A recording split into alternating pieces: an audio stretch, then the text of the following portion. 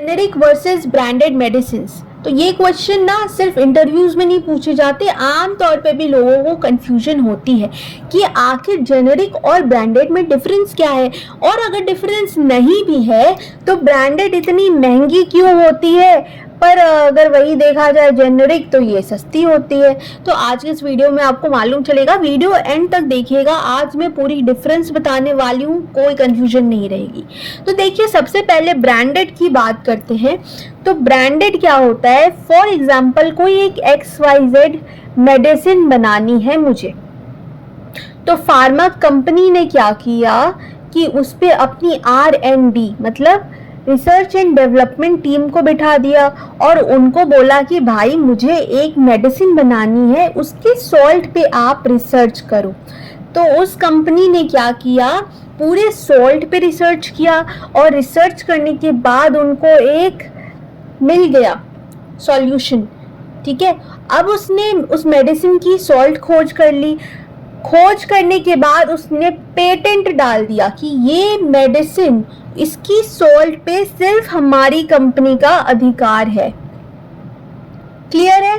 तो उसने अधिकार दिखाया क्योंकि उसने मेहनत की, उस पे रिसर्च किया, खोज किया, उसके डेवलपमेंट पे काम किया, तो उसने पेटेंट भी कर दिया।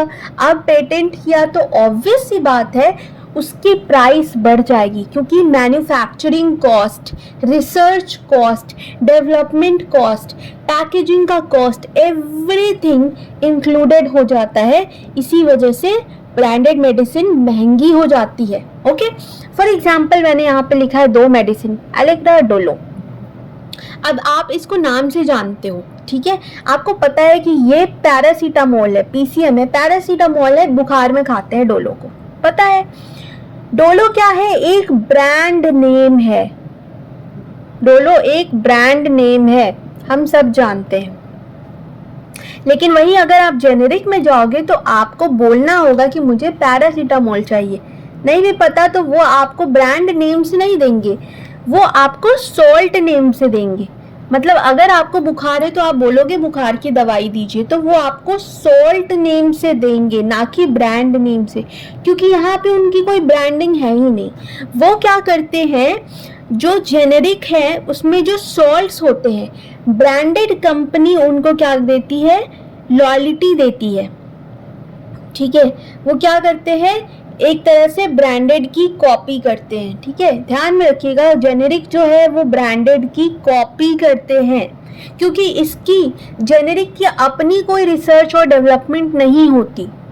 ओके, तो ये क्या करते हैं, सिर्फ सॉल्ट का कॉपी करते हैं, उसका फिर प्रोडक्शन करते हैं, मैन्युफैक्चरिंग कॉस्ट यहाँ पे ऐड होता है। तो जेनेरिक में आपको पता है क्या मिल रहा है, जेनेरिक में आपको सिर्फ सॉल्ट से दवा मिलेगी, सॉल्ट नेम से, और जो इसकी जो कॉस्ट है वो सिर्फ मैन्युफैक्चरिंग कॉस्ट के ऐड होते हैं, मैन्युफैक्चरिंग कॉस्ट का ऐड होगा जेनेरिक में। क्लियर है? पर ब्रांडेड में ये सारी चीजें ऐड ऑन हो रही हैं, research and development, production, manufacturing, और फिर उसका जो भी क्वालिटी होता है, quality control, everything, quality assurance, everything is included in the branded medicine. तो ब्रांड का डिफरेंस होता है, ब्रांड क्या करता है, अपनी मेहनत लगाता है, और जेनेरिक क्या करता है, जेनेरिक उनसे थोड़ा सा ले लेता है। इसको कहते हैं सॉल्ट जो होती है, कोई भी फार्मा कंपनी जो है वो लॉयल्टी देती है जेनेरिक को, लॉयल्टी देती है, याद रखिएगा। ठीक है, और किसको दे रही है, इनोवेट कंपनी को। क्लियर है? ठीक है, अब जानेंगे डिफरेंस। यहाँ तक आपको समझ में आ गया होगा, अब डिफरेंस की बात करते हैं। जेनेरिक और ब्रांडेड में कुछ कॉमन डिफरेंसेस। तो एक्टिव इंग्रेडिएंट्स जो ब्रांडेड में होता है, जेनेरिक में भी एक्टिव इंग्रेडिएंट सेम ही होता है। ओके, चलिए बात करते हैं प्राइस की। तो ब्रांडेड, जैसा कि मैंने बताया, प्राइस हाई होती है, पर जेनेरिक में प्राइस लो होती है।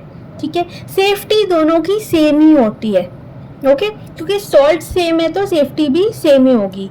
यहाँ स्ट्रेंथ और इफेक्ट की बात की जाए तो भी सेम रहेगी, दोनों के इफेक्ट और स्ट्रेंथ दोनों सेम रहेंगे।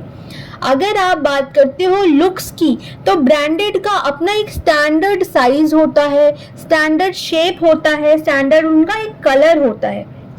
ओके तो ये चीज़ उनकी अपनी होती है, पैकेजिंग थोड़ी सी जेनेरिक में चेंज हो सकती है, ठीक है। साइड इफेक्ट्स में दोनों के साइड इफेक्ट्स एक जैसे ही होंगे, अगर किसी मेडिसिन में कोई साइड इफेक्ट होगा भी तो वो दोनों में होगा।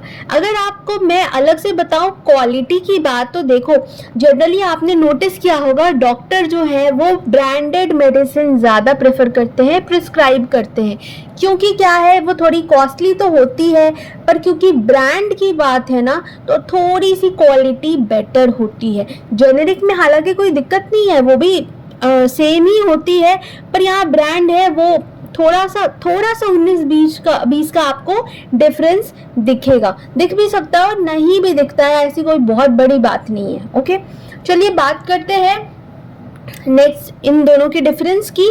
तो ब्रांडेड जो है वो सोल्ड होता है किसी भी मैन्युफैक्चरर्स नेम के अंडर, ध्यान दिया होगा आपने, किसी भी ब्रांडेड मेडिसिन को देखना उसका अपना एक मैन्युफैक्चरर्स नेम होता है, पर जेनेरिक में कोई मैन्युफैक्चरर्स नेम नहीं होता।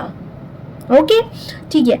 अब ये एक्सपेंसिव होता है, कौन? ब्रांडेड मेडिसिन, क्योंकि मैंने बताया सॉल्ट का रिसर्च होता है, मेडिसिन की पेटेंसी होती है, उसकी मार्केटिंग पे भी खर्च होता है, तो इसकी जो प्राइस है वो बढ़ जाती है, एक्सपेंसिव हो जाता है। और वहीं जेनेरिक मेडिसिन चीप होती है क्योंकि सिर्फ उसमें सॉल्ट का नेम और manufacturing he cost add on होता है। ओके ठीक है। अब बात करते हैं केमिकल कॉम्पोजिशन की। तो देखो जेनेरिक का जो केमिकल कॉम्पोजिशन होता है वो ब्रांडेड जैसा ही होता है, वो मैंने बताया ना कॉपी किया होता है, पर ब्रांडेड खुद का फॉर्मुलेशन करता है। ब्रांडेड की केमिकल कॉम्पोजिशन खुद के फॉर्मुलेटेड होते हैं, हालांकि दोनों देखा जाए वैसे तो सेम हो गया। ओके तो ये बात आपको आई होप क्लियर हो गई होगी कि जेनेरिक और ब्रांडेड में क्या डिफरेंस है। एक स्क्रीनशॉट इसके ज़रूर ले लेना ताकि आपको ध्यान में रहे।